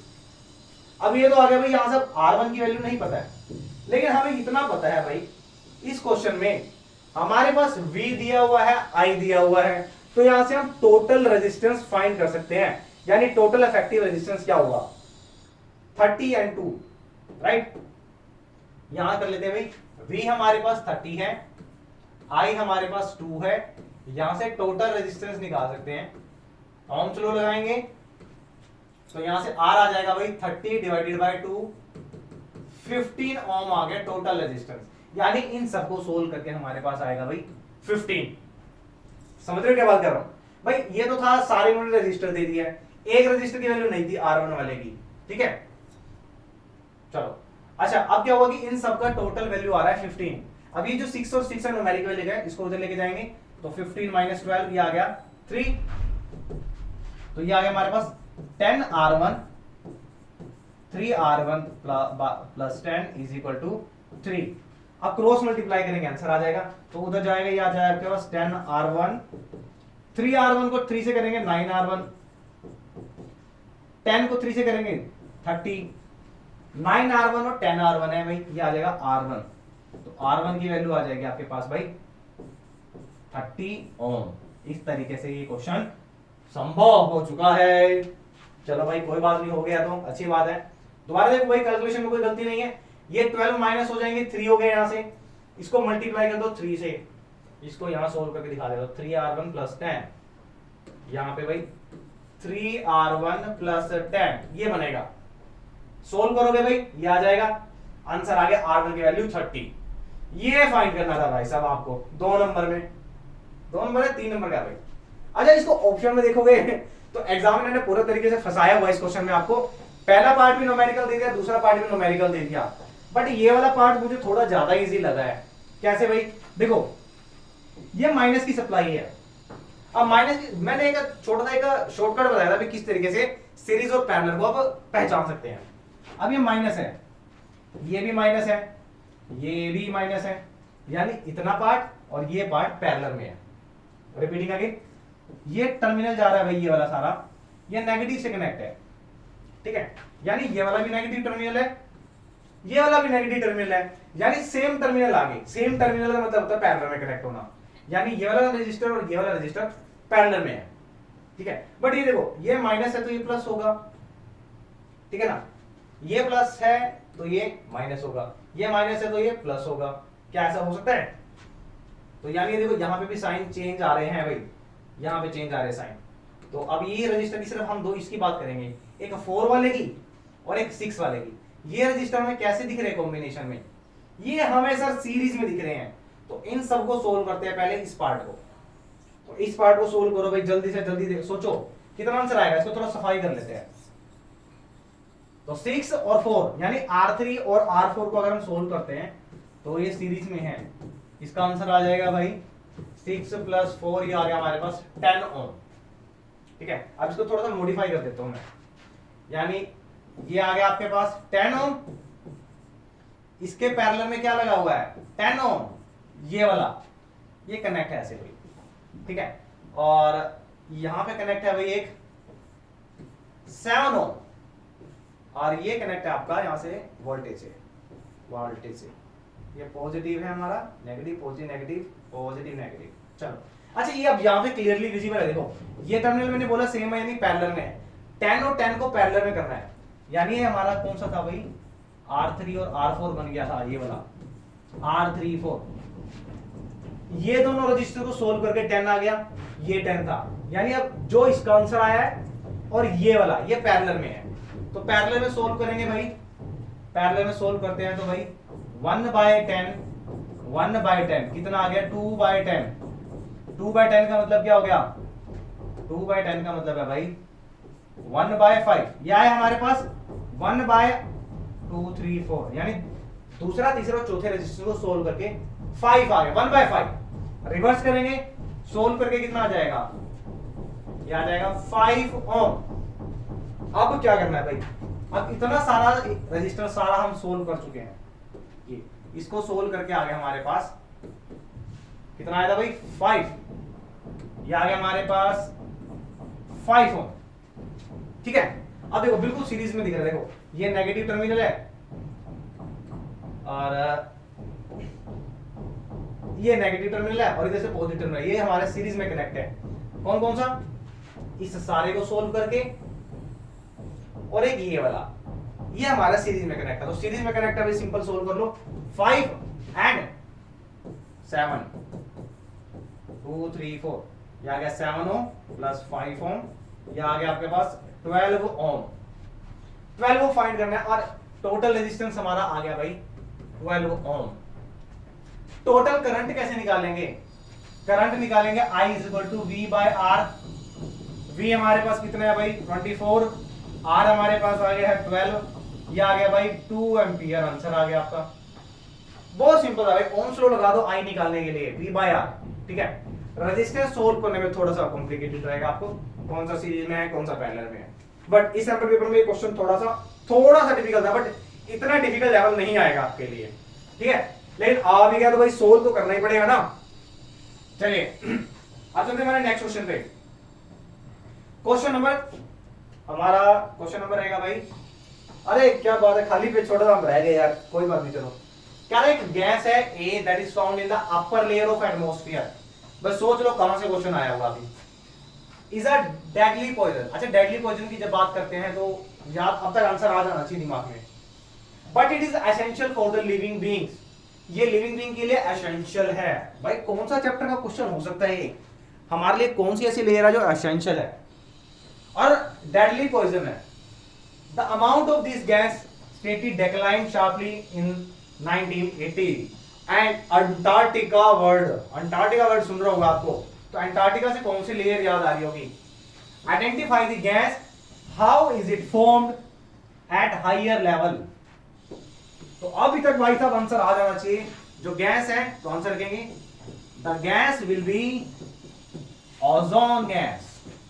अच्छा, फॉर्मेशन पूछा है तो फॉर्मेशन बहुत इजी है भाई। फॉर्मेशन कैसे होगी भाई, ये जो ऑक्सीजन के मॉलिक्यूल हैं, ठीक है ना, इन ऑक्सीजन के मॉलिक्यूल्स के ऊपर क्या पड़ेगी भाई, यूवी रेस पड़ेगी।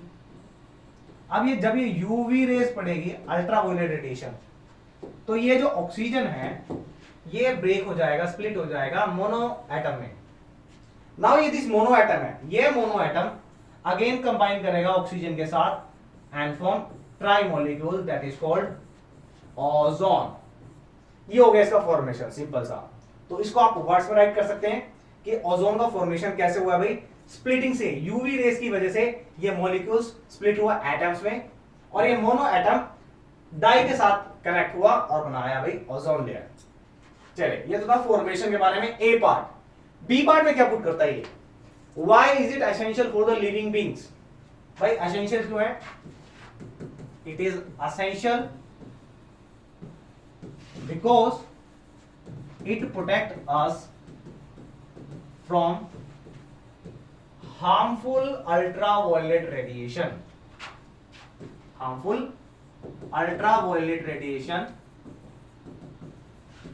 that cause या that lead to skin cancer, eye defect जिसे हम बोलते हैं कैटरैक्ट, और कौन से थे, embryonic disease and weaken immune system.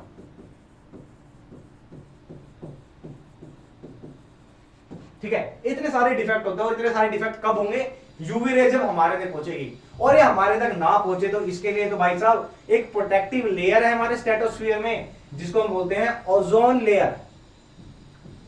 State the cause of its depletion. तो भाई सबसे इंपॉर्टेंट जो कोज है इसका, मैं आपको 3 कोज बता रहा हूं, बट अगर जो दी मोस्ट पूछता है तो दी मोस्ट में एक ही आंसर आएगा। So cause of its depletion, it is CFCS, chlorofluorocarbon, fluorocarbon, methane and carbon dioxide. But अगर एक रीजन पूछता है तो एक रीजन में आपको यूज देना है भाई क्लोरोफ्लोरोकार्बन, जो कहां से निकलता है भाई, which is release from refrigerant, ACs and aerosol propellant. यहां से निकलने वाला क्लोरोफ्लोरोकार्बन है। ये क्लोरोफ्लोरोकार्बन ही क्या करता है, ओजोन की थिकनेस को कट कर रहा है और that making a cause of ozone depletion, जिसकी वजह से भाई ओजोन होल बन रहा है। सबसे पहले कहां देखा गया था भाई, अंटार्कटिका में। इतना ही नफ है भाई, मतलब अगर पूरा डिटेल देखना कि इससे भी ज्यादा भाई साहब, इससे भी ज्यादा चाहिए, इससे भी ज्यादा, तो वन शॉट देख लेना भाई। वन शॉट में मिल जाएगा आपको, प्लेलिस्ट में डिटेल नोट्स है आपके पास, चैनल पर सर्च कर सकते हैं, वहां से आपको पूरा डिटेल मिल जाएगा इसका अलग से।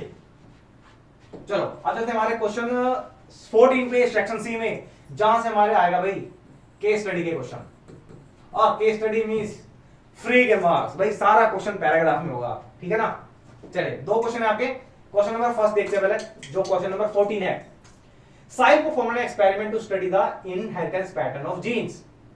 He grows tall plant, pea plant, with a short plant with this gene and obtain all the tall plant in the F1 generation. भाई सारा चीज तो बता दिया मेंडल का एक्सपेरिमेंट। कह रहा what will be the set of genes present in F1 generation. F1 generation में कौन से प्लांट होंगे, अभी तो बताया भाई। If Mendel cross tall plant with capital T as a gene with the DAF traits.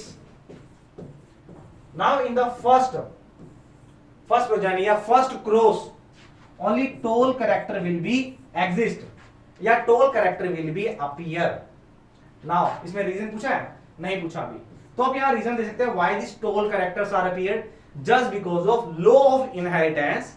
When the two factor of a character inherit, then one is manifest in the body.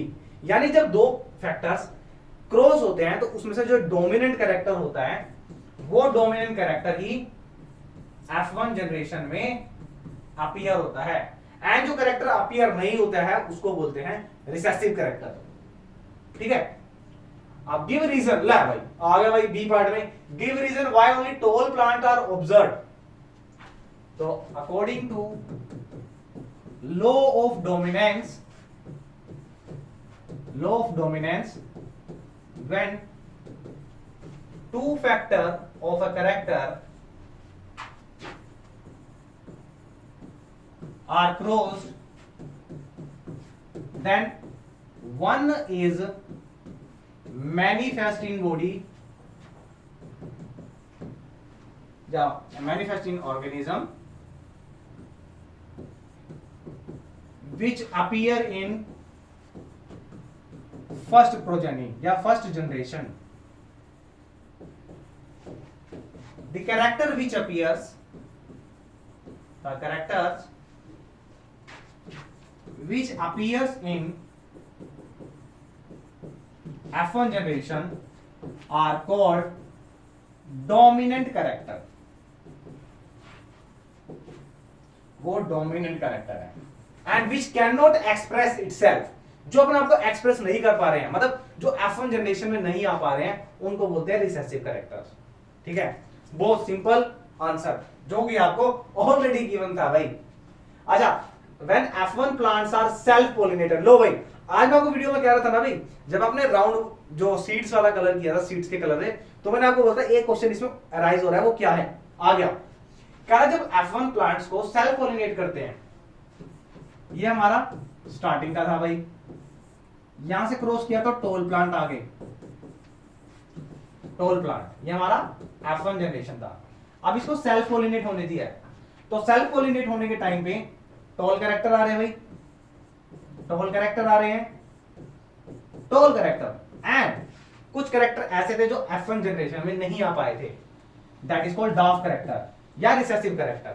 ठीक है, अब कह रहा है कि जब इसको सेल्फ पॉलिनेट होने दिया है, then a total of 800 plants were produce, total 800 produce हुए हैं, यानी 1 2 3 4 800 प्रोड्यूस हो रहे हैं भाई, 4 हुए ना।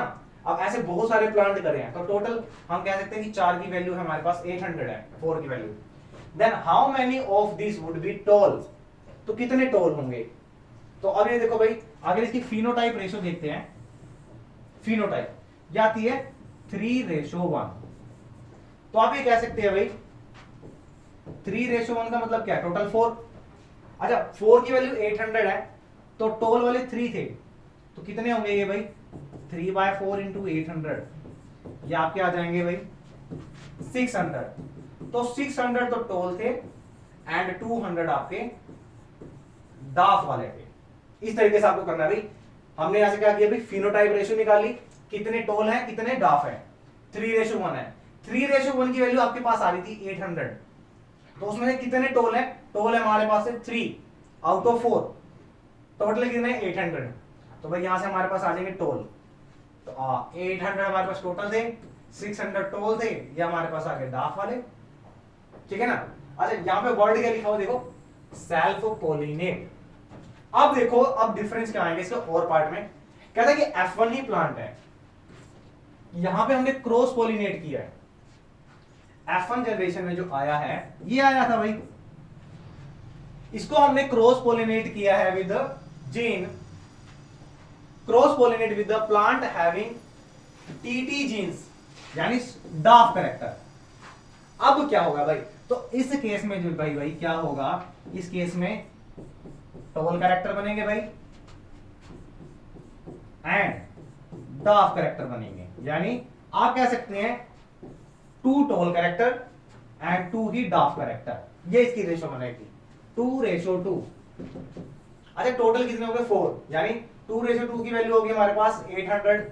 अच्छा टोटल कितने हैं, 4 की वैल्यू 800 है, तो भी हाफ हाफ से बनेंगे, 400 ही टोल बनेंगे और 400 ही क्या बनेंगे, डाफ। जब हम क्रॉस पोलिनेट कर रहे हैं F1 के रिजल्ट को डाफ कैरेक्टर के साथ, तो भाई फिनेटिक रेशियो इसकी चेंज हो जाएगी, तो फिनेटिक रेशियो इसकी 2:2 रहेगी।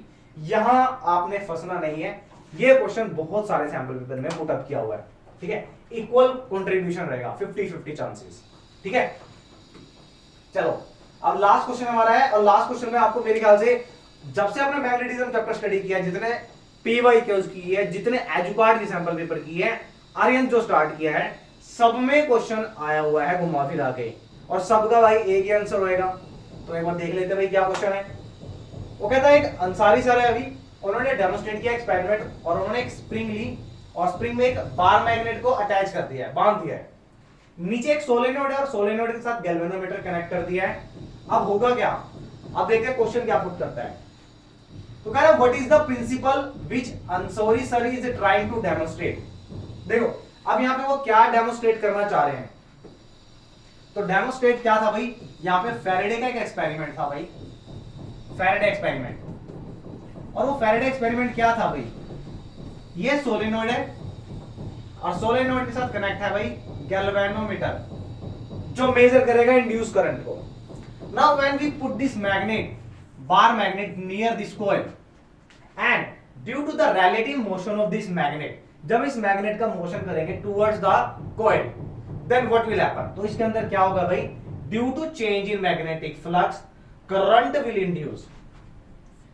क्या होगा भाई, change in magnetic flux, there will be induction of current, यानी करंट का इंडक्शन होना, किसकी वजह से, मैग्नेटिक फ्लक्स की वजह से। और मैग्नेटिक फ्लक्स की वजह से भाई, मैग्नेटिक फ्लक्स की वजह से करंट इंड्यूस हो रहा है, तो उसको हम बोलते हैं यस इलेक्ट्रोमैग्नेटिक इंडक्शन। इंडक्शन मतलब प्रोड्यूस होना, किसकी वजह से, मैग्नेटिक इफेक्ट की वजह से। क्या, इलेक्ट्रो, इलेक्ट्रो मत चार्ज यानी करंट। बहुत बढ़िया। बी पार्ट में क्या पुटअप करता है, कह रहा what will be observed when magnet start oscillating through the coil, explain the reason behind this. भाई ऑसिलेटिंग का मतलब क्या है, अब ये स्प्रिंग लगा हुआ है, ठीक है, और स्प्रिंग लगने से उन्हें क्या होगा भाई, ये magnet to and fro motion करेगा, and to and fro motion से क्या होगा, तो टू मोशन में देखते हैं भाई, टू मोशन का मतलब टुवर्ड्स द कॉइल जा रहा है, जब टुवर्ड्स द कॉइल, तो टुवर्ड्स द कॉइल क्या होगा, when bar magnet do relative motion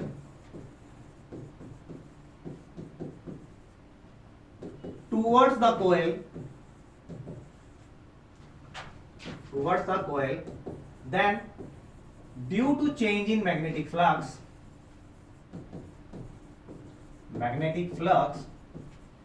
current is induced,